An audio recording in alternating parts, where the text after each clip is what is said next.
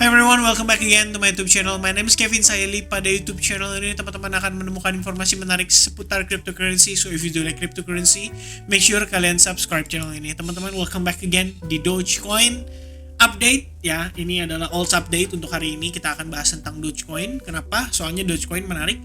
Kemarin itu benar-benar di-tweet lagi sama Elon Musk. Tapi saya nggak tahu ya, kali ini tweetnya nggak sesignifikan yang sebelum-sebelumnya. Kalau dulu-dulu kan dia nge-tweet tuh pasti nge-pump. Kalau sekarang kenapa nggak terlalu nge-pump? Oke, kita coba cari tahu reasonnya. Dan salah satu reason yang saya perhatikan itu adalah Elon Musk itu sempat dituntut ya. Dituntut sama siapa?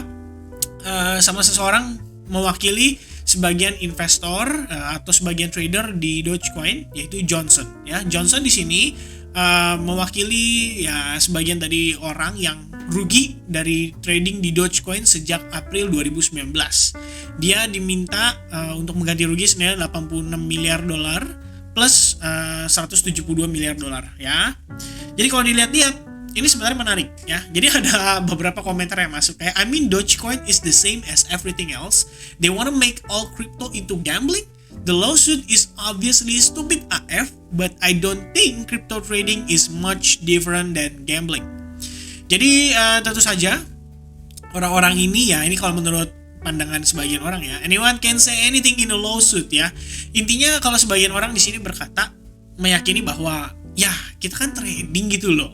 Trading itu ya sebagian orang juga gambling. Jadi harus tahu juga bahwa kita itu nggak bisa sembarangan nuntut gitu. Ini ibaratnya kalau teman-teman nih teman-teman kayak ke bursa saham, terus kalian transaksi saham, let's say kalian beli saham apa gitu, terus ternyata dia ARB atau auto reject bawah berkali-kali sampai akhirnya rontok lah sahamnya. Nah terus kalian kayak bakal bilang kayak mau tuntut gitu kayak perusahaannya, kita tuntut nih perusahaannya nih, ini sengaja nih, pasti ini ponzi nih, skema ponzi dan lain sebagainya. Jadi kayak Oke, bagi sebagian orang melihat ini justru kayak agak aneh gitu ya. Nah, mungkin Elon Musk di sini memberikan sedikit statement supaya adanya orang-orang itu ya bisa menjadi tenang gitu. Dia memberikan statement simple, I will keep supporting Dogecoin. Jadi walaupun dia dituntut senilai 258 miliar dolar, ya dia ngomong ya apa adanya. Jadi kayak ya pokoknya gue tetap bakal support Dogecoin. Nah sebenarnya ini di highlight yang cukup menarik adalah di hari Sabtu, Dogecoin creator Billy Markus, who is no longer part of the project, itu shared his vision for Dogecoin that goes beyond the hype, recommending that developers must focus on utility and security. Intinya siapapun yang mendevelop saat ini si Dogecoin itu dia menyampaikan ya pandangan si Billy Markus ini bahwa sebaiknya Dogecoin itu fokus ke kegunaan dan keamanannya, serta di sini menunjukkan bahwa Elon Musk setuju dengan lebih ke arah currency ya, atau lebih kelihatan seperti currency ya. Tanggapan dari Markus suggestion. Jadi dia menanggapi apa yang disampaikan oleh si Markus dan akhirnya Elon Musk ya bisa dibilang setuju lah ya dengan mengadaptasi dengan gaya lebih ke arah untuk apa kalau kita bilang ya, untuk currency atau mata uang ya. Musk kemudian meyakinkan Markus dengan sharing keterbukaannya dia terhadap Dogecoin sebagai payment itu sebagai pembayaran ya untuk other service sebagai tambahan dari Tesla dan SpaceX merge. Jadi bukan kalau saya bilang Elon Musk ini memang pintar sih, pebisnis sih. Jadi dia bukan menggunakan Dogecoin itu sebagai pembayaran Tesla atau SpaceX ya. Lebih ke arah merchandise-nya. Jadi kalau kalian beli baju Tesla, nah itu bisa pakai Dogecoin. Tapi harus yang official ya, kayaknya dari Teslanya langsung.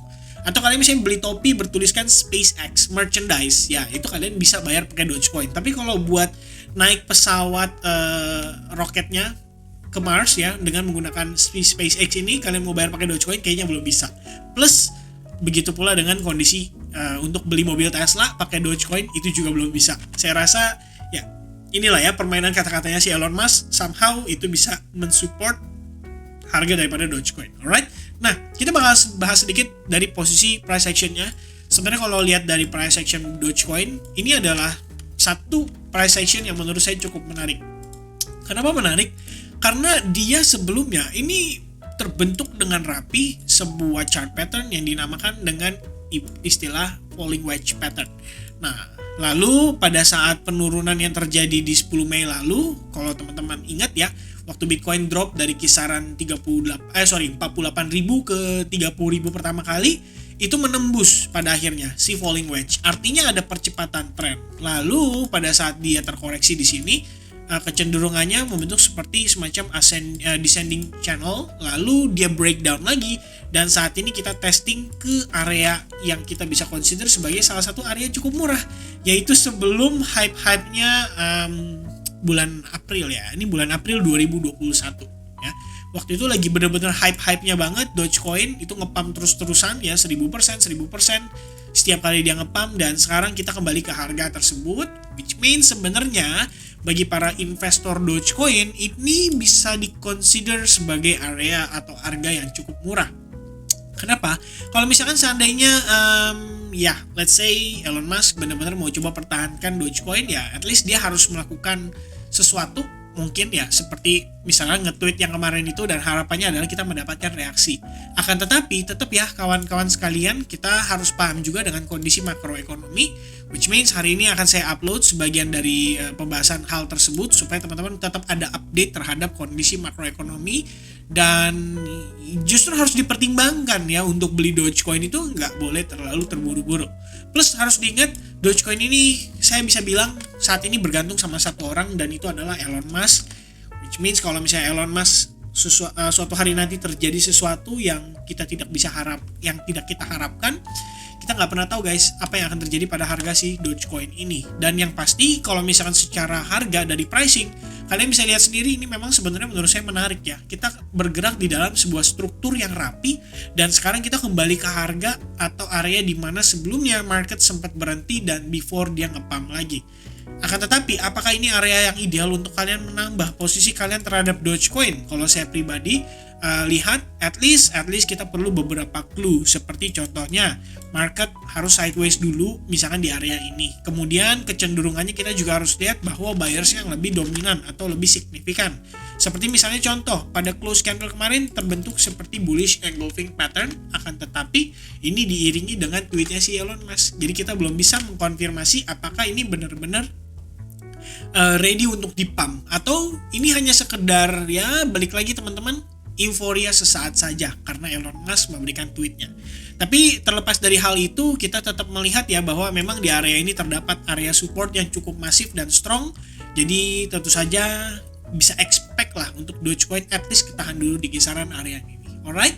Nah, secara time frame hourly-nya sebenarnya kalau kita lihat ya sekilas, ini sih menurut saya kita nggak bisa bilang ini siap untuk bullish. Kalau kalian perhatikan di sini terdapat area support, breakdown, and then berubah menjadi resistance. Di saat yang bersamaan di bagian bawah juga terdapat support. Jadi secara nggak langsung Dogecoin ini pada dasarnya hanya bergerak di dalam sebuah range antara $0.06 sampai $0.05 lah ya kurang lebihnya ya di kisaran area tersebut. Jadi mungkin diperhatikan guys, kalau misalnya berhasil breakout ke atas, maybe Dogecoin bisa memasuki sedikit fase bullish buat yang posisi short termnya. Akan tetapi harap perhatikan bahwa setiap kenaikan saat ini untuk Dogecoin, ini menurut pandangan saya ya, adalah potensi untuk kembali turun lebih jauh. Istilahnya kita bisa consider sebagai potensi lower high lower low sequence ya. Jadi lower high lower low, lower high lower low sequence, lebih kayak ya kurang lebih seperti itu. Alright. Nah, kalau misalnya kalian mau perhatikan atau kalian lebih mencari peluang untuk melakukan short, mungkin bisa consider area tertentu seperti di kisaran range price $0.07 karena terdapat confluence of resistance antara support sebelumnya, plus di area tersebut terdapat golden ratio. Jadi kita bisa perhatikan seandainya Dogecoin kembali ke harga tersebut dan terjadi rejection yang sangat signifikan, let's say kayak gini ya, ketahan, maybe fake out little bit and then rejection, nah itu bisa menjadi opportunity justru untuk kita manfaatkan short terhadap Dogecoin.